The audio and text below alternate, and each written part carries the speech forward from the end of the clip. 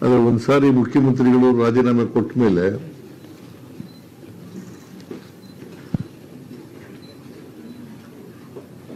ಅಂಗೀಕಾರ ಮಾಡಿ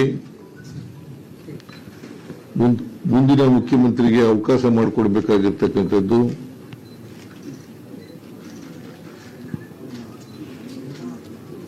ಅವರ ಜವಾಬ್ದಾರಿ.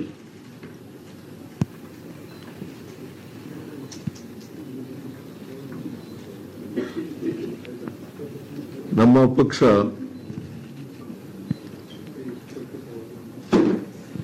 ನೂರ 35+1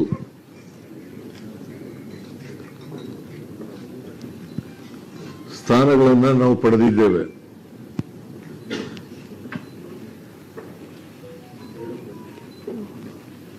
ಜೊತೆಯಲ್ಲಿ ಇಬ್ಬರು ಇಂಡಿಪೆಂಡೆನ್ಸ್ ಕೂಡ ನಮ್ಮ ಸರ್ಕಾರಕ್ಕೆ ಬೆಂಬಲವನ್ನು ವ್ಯಕ್ತ ಮಾಡಿದ್ದಾರೆ.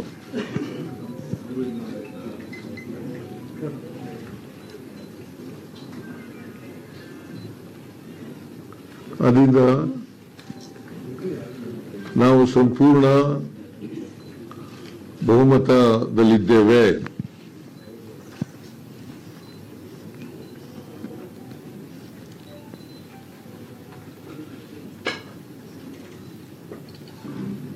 ಅದರಿಂದ ಮುಂದಿನ ಮುಖ್ಯಮಂತ್ರಿಗೆ ಅವಕಾಶ ಮಾಡಿಕೊಡಬೇಕಾಗಿರ್ತಕ್ಕಂಥದ್ದು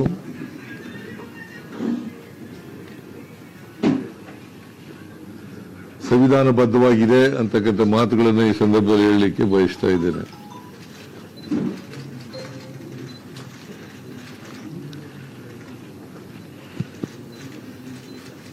ಕರ್ನಾಟಕದ ಮೇರು ನಟ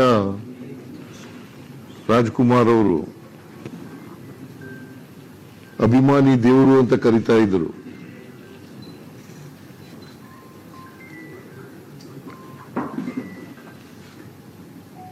ನಾನು ರಾಜಕಾರಣಿ,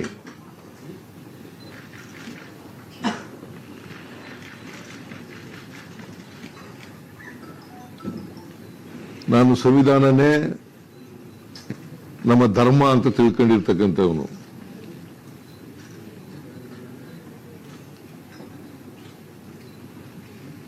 ಮತದಾರರೇ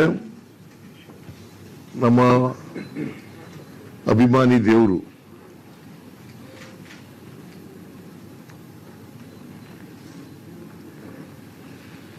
ಕನ್ನಡ ನಾಡಿನ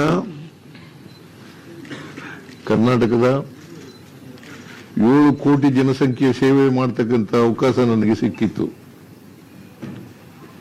2 ಬಾರಿ ಮುಖ್ಯಮಂತ್ರಿ ಆಗ್ತಕ್ಕಂಥ ಅವಕಾಶ ಸಿಕ್ಕಿತ್ತು.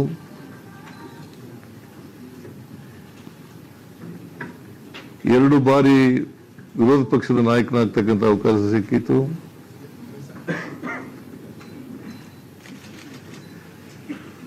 ಈ ಅವಕಾಶವನ್ನು ಒದಗಿಸಿಕೊಟ್ಟಂತ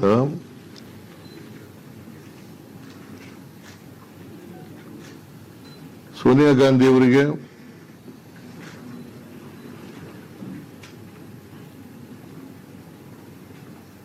ರಾಹುಲ್ ಗಾಂಧಿ ಅವರಿಗೆ,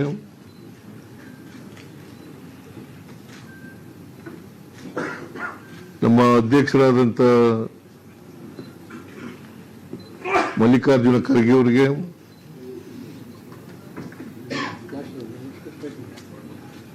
ಈ ಸಂದರ್ಭದಲ್ಲಿ ಅಪಾರವಾದಂಥ ಧನ್ಯವಾದಗಳನ್ನು ಅವರಿಗೆ ತಿಳಿಸ್ತಕ್ಕಂಥ ಕೆಲಸವನ್ನು ಮಾಡ್ತೇನೆ.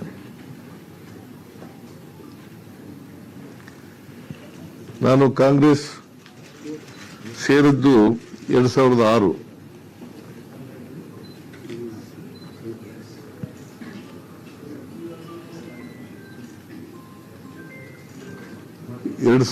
ರಿಂದ ಕಾಂಗ್ರೆಸ್ಸಿನ ಕಾರ್ಯಕರ್ತರು, ಎಲ್ಲ ಕಾಂಗ್ರೆಸ್ಸಿನ ಮುಖಂಡರುಗಳು, ಶಾಸಕರು, ಲೋಕಸಭಾ ಮತ್ತು ರಾಜ್ಯಸಭಾ ಸದಸ್ಯರು,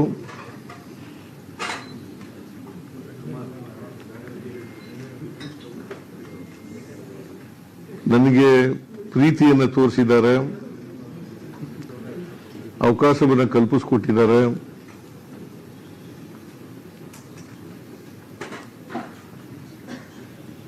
ಅವರೆಲ್ಲರಿಗೂ ಕೂಡ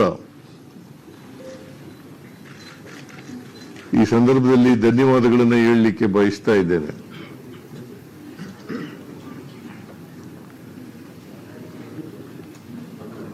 ನಾನು 2 ಸಾರಿ ಮುಖ್ಯಮಂತ್ರಿ ಆಗಿರುವಾಗ 2023ರಿಂದ 18ರವರೆಗೆ ಮೊದಲನೇ ಸಾರಿ, 2013ರಿಂದ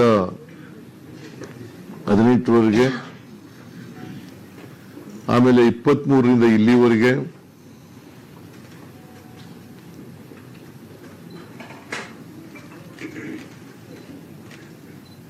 ಈ ಸಂದರ್ಭದಲ್ಲಿ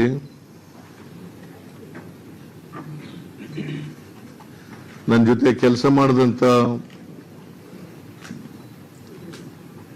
ನನ್ನ ಸಹೋದ್ಯೋಗಿಗಳು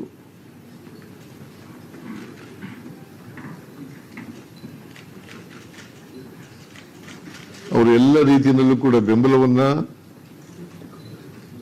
ಸಹಕಾರವನ್ನ,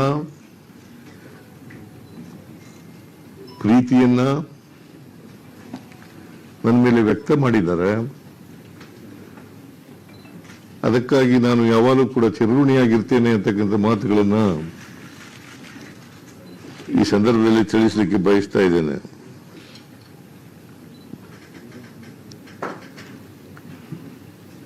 ನಾನು ಹಳ್ಳಿಗಾಡಿನಿಂದ ಬಂದಂತವನು. ಹೆಚ್ಚಿನ ವಿಡಿಯೋಗಳಿಗೆ ಪ್ರತಿಧ್ವನಿ ಯೂಟ್ಯೂಬ್ ಚಾನೆಲ್ ಸಬ್ಸ್ಕ್ರೈಬ್ ಮಾಡಿ, ಬೆಲ್ ಐಕಾನ್ ಕ್ಲಿಕ್ ಮಾಡಿ.